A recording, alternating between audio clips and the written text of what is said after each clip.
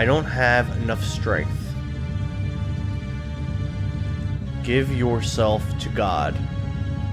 Pray to God, praise God. You must become God's strength. Okay. It's weird, but alright. Top 5. Number 5. Breath of Fire 2, released for the Super Nintendo in 1994. Breath of Fire 2 is a traditional turn-based role-playing game, developed and published by Capcom. It's a second entry in the Breath of Fire series, and unlike later installments of the series, which were loosely connected to one another, if connected at all, Breath of Fire 2 is a direct sequel to the first title, and set 500 years after the original game.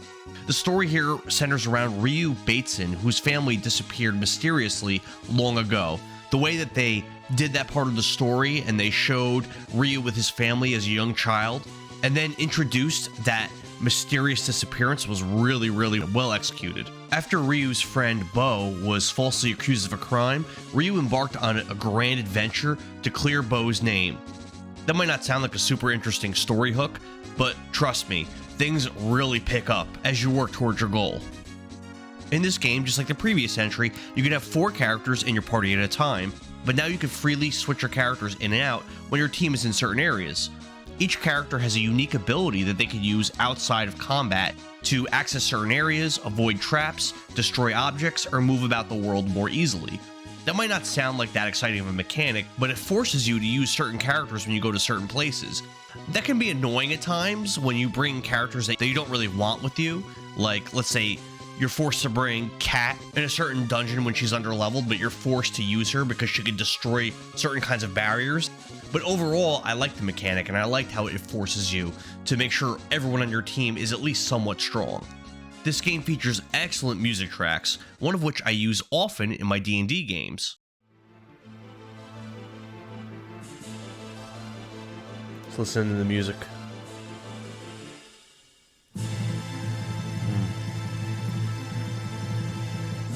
Ooh.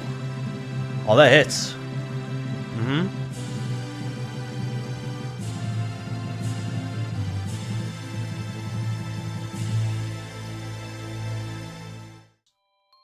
Town building is one of the more unique features of this title. In this game, you could populate a town with merchants of your choice, and your town grows as the game progresses. You cannot recruit every merchant in the game during a single playthrough, so this feature, amongst others, adds to the replayability and longevity of this title. It can definitely bring you back to play through it again and again. There's a small community of streamers. It's a Jank Brothers Discord. And this is one of the games, especially when it comes to RPGs, that they always go back to and that they play over and over and over again. Speaking of the town building, you can recruit these certain NPCs called shaman in this title. The shaman join your town, and each shaman has their own elemental alignment. You can fuse combinations of up to 2 shaman to each player character, granting that character increased power and new abilities. And certain combinations of these fusions can actually cause your characters to physically transform, and they'll actually look entirely different from how they normally would. These transformations are kind of similar to the transformations that were present in Breath of Fire 1, except here you have more options for customization. Aside from the first one, the shaman themselves are generally pretty well hidden and rare to find. There are a total of 6 shaman in this game, which consist of the following: Fire, Water, Wind, Earth, Holy, and Devil. Unfortunately, if a fused character dies, they lose the power of their shaman after being resurrected, and you need to make another trip to your town in order to do the fusion again, so you gotta plan accordingly. I remember diving into the final dungeon when I played through this game, and I had my fusions set up, and I was all like pumped and ready to go, and a couple of my characters ended up dying pretty early into the dungeon dive, and it would have been really annoying and time consuming to go back, so I just dealt with it. I just stuck it out with my characters being unfused. The shaman system was fun to experiment with, and I became pretty invested in properly decking out my little town.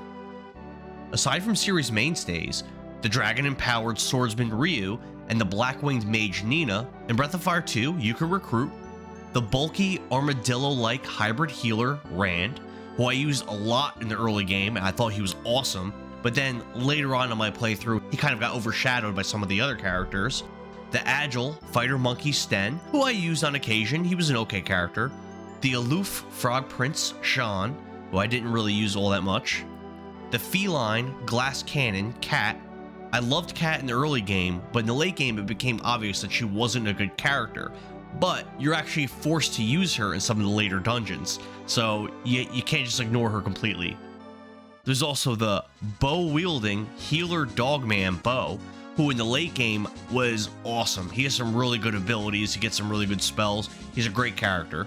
There's the whip-wielding plant man Spar, who I didn't really use him that much, and he's the last character that you get. And there's also the one hidden secret character, returning from the first Breath of Fire game, the immortal sorceress Blue, also known as Dace in some translations. When you get her, she's really high leveled, and she's one of the most powerful characters that you'll have in the game, until you get to the late game. And then as the other characters start to catch up with her, her stats and her spells and her abilities aren't really that impressive. The story in Breath of Fire 2 is a true fantasy epic. It's just fantastic. It's full of twists and surprises. The story is well told and interesting, with nicely crafted lore, well-developed characters, some of which actually grow as the game progresses, and aren't just stuck in this one-dimensional static stasis like in a lot of early RPGs, which was nice to see in a mid-90s RPG. The setting here is immersive, and you can generally figure out where to go in the world without needing guides or anything like that, unlike the first title. Breath of Fire 2 had much greater stakes throughout most of the story compared to the third game, and was generally more interesting.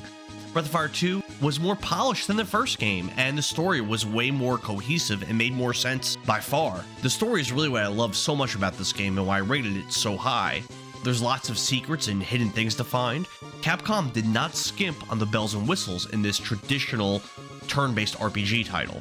It's much better than the other Breath of Fire games that I've played so far. Granted, I haven't played 4 or 5 yet, but I would say that I am a really big fan of RPGs, and after playing this title, I remember discussing this game with the group chat, and I came to this conclusion that Breath of Fire 2 is just not a missable game. If you consider yourself an RPG enthusiast, you need to put this one on your bucket list. It's the kind of game where, once you play it, you will compare all other RPGs to this title because of how well done it is. Your god enjoys hurting women, you dirtbag. Damn. It's wonderful, Taiga. Did you come alone? Yeah, I will kill you. You cannot defeat me, Taiga. If any of Taiga's friends are among us, watch very carefully to what happens when you defy our god and his powers. Congratulations, Clarice. Taiga has come to save you. I'm going to send the two of you to St. Eva's side. Now, Taiga, why don't we jump in and help? I'm going to make you feel better since you were brave enough to come alone. Darn.